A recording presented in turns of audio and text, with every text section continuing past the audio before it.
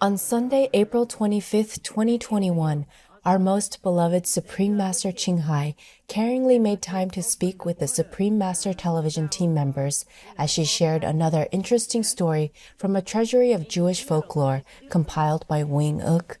Before the reading, Master elaborated on some questions which the team members had. Master, there is an ongoing crisis at the U.S.-Mexico border. In the first few months of Joe Biden's presidency, the number of illegal immigrants apprehended has surged, with more arrivals than any other period in the past 20 years. Yeah. Some say it is fueled by the perception that his administration has a more open border policy. By contrast, the former U.S. President, His Excellency Donald Trump's policies tightly restricted legal and illegal immigration and directed immigration officials to apprehend anyone in the country unlawfully. Would Master kindly share her thoughts on this issue? Yes. President Trump wanted to regulate the immigration traffic flow from other countries to be in a more orderly manner, to protect the Americans as well as the immigration people. The U.S. has already actually a kind of open policy, like yearly everyone can apply to live there or work there if they win the green card program. 55,000 nowadays yearly can have that chance. Plus, anyone can apply in many other ways to live and work in the U.S. openly. Open border is very good. But it should be done, in an organized way. Otherwise, it will be chaotic. As I have read in the news, it seems to breed a kind of crisis, at the border between USA and Mexico. Yes. Because you cannot just open the border without, foreplanning. Yes. In Europe, it's different. They have a Schengen zone where people from different countries in Europe can just go in and out of any other countries without any border, without checkpoints, without passport or any ID necessary. But they had planned many equipment and systems to put this into practice. But America and Mexico and others, like South American countries, they did not plan. So in that case, it's not very good to just let people come in like that, because you might have different people with maybe disease or criminal records or other kind of unpleasant things. And also, if you don't plan in advance, then you don't have like a center to screen people and to give them ID to go into the U.S. so that they can find a job or they can find their relatives. As I saw it in the news, it's kind of very chaotic. All the children squeezed together in pens, and it's almost very unkind, because people come to the United States all of a sudden, so the people at the border cannot deal with the influx so fast. And there might be not enough comfortable accommodation and not enough food. The logistic stuff, this is not very good like that. Not good for America, not good for Mexicans and other immigrants. I heard that they came all the way from even Honduras and other countries in Central America. So to open the border is very nice, very kind, and very good for any country. When you need some extra workers or you just want to be hospitable, it's very good. But in this case, when it's so chaotic like that, it's very bad for the immigrants, especially for the small children. I saw them even drop over the fence, the wall of the border, and that's very bad for them. This must be traumatic for them, and it's very difficult for the child to forget this kind of dramatic experience in their very young and tender age. And also important is in the time of pandemic, most borders are closed to protect the people. And at the moment, it's not favorable to open. If the children are squeezed together like that, healthy and unhealthy, that's very bad for all of them. Don't you think so? Yes. And also, I saw it in the news that many people are sick, like they have COVID-19, and they are just let, to go into the United States. And that might infect healthy Americans also. Yeah. That's very, very inconsiderate. It should not have been done this way. Yeah, it should have been more organized before the immigrants were able to come into America. Otherwise, the open border is very good. Yeah, good for the host country, good for the immigrants. Because the immigrants need jobs and they will be motivated to work very hard and contribute to the country as well as for the immigrant himself.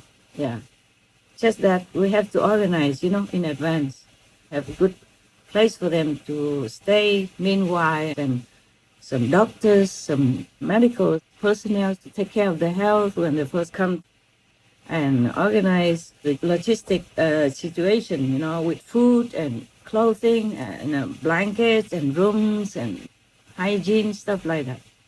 It wasn't really very organized, and that's very, very bad for the children who are sent there, especially without any parents or adult accompaniment. I don't think it's very kind, even though the intention may be good. Yes. But good intention is not everything. Good intention has to come also with good logistic arrangements, yes, and all the preparation to welcome the guests. Even in Europe, with this Schengen agreement in the Schengen zone, during the pandemic, borders are closed also. So the border between the US and Mexico opened. I think it's not a very good idea at the moment. Besides, the mentality of European countries is maybe different from the mentality of the Mexicans and the Americans. Different expectations, different way of life.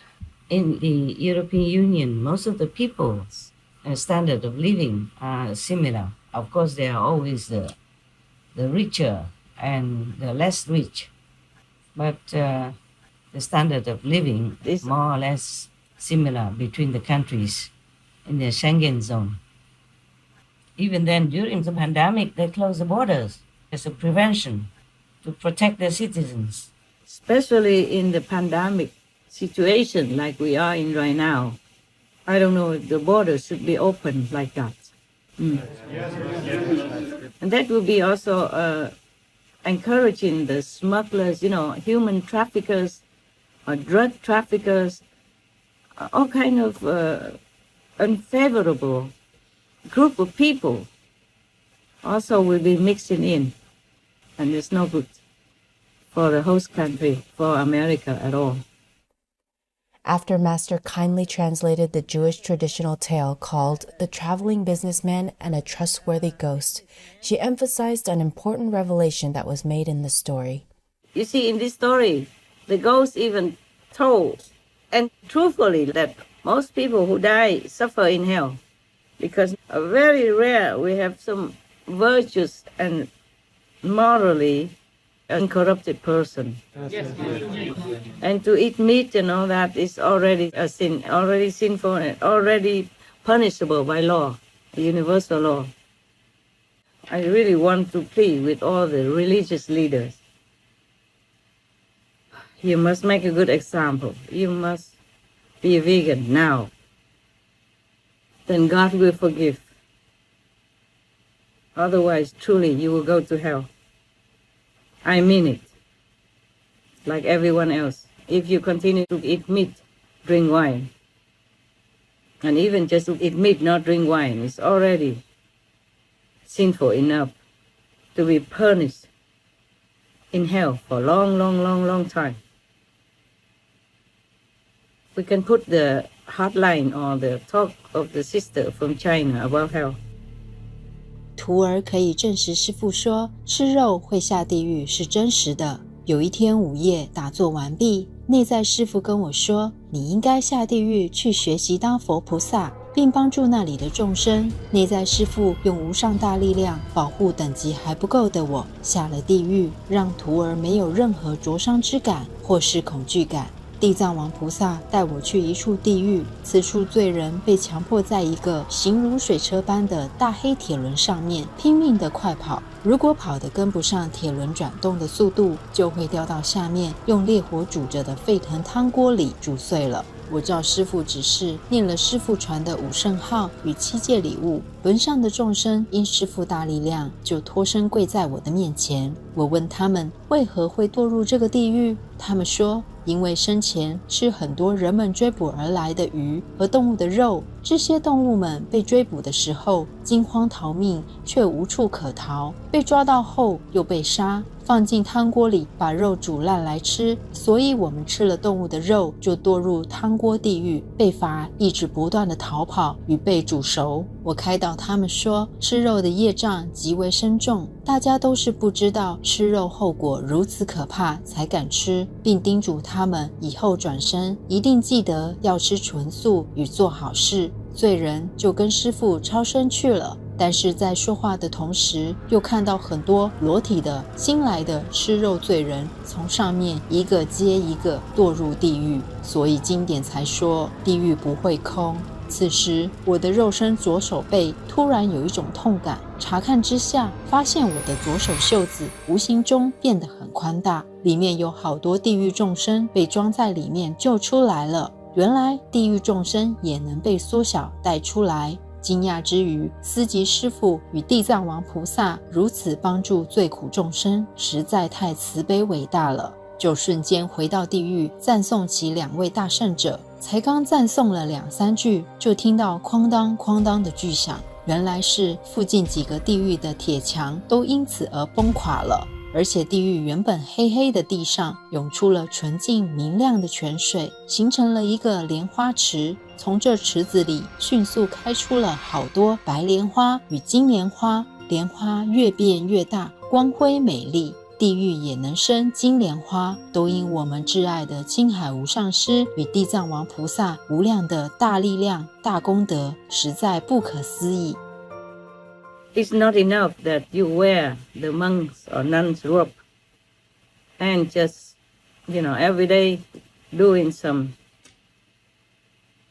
not very useful rituals, taking donations, having a comfortable church or temple to live in, and being revered by the faithful. You must turn around, be vegan. No more meat, no more animal products. Otherwise, you cannot escape hell. In my honor, in the name of God, I tell you the truth like that. Even if you feel offended, even if I risk my safety to tell you, the leaders of religions, I have to tell you, in the name of God. It's not enough just to learn some ritual by heart and just repeat what is in the Bible or the Sutra. People trust you to lead them to the righteous way. Not only you have to be vegan, you must also advise your followers, the faithful, to do the same. Must be vegan. No more killing indirectly. The poor innocent animals that God made, the animals are also God's children and shall not be destroyed.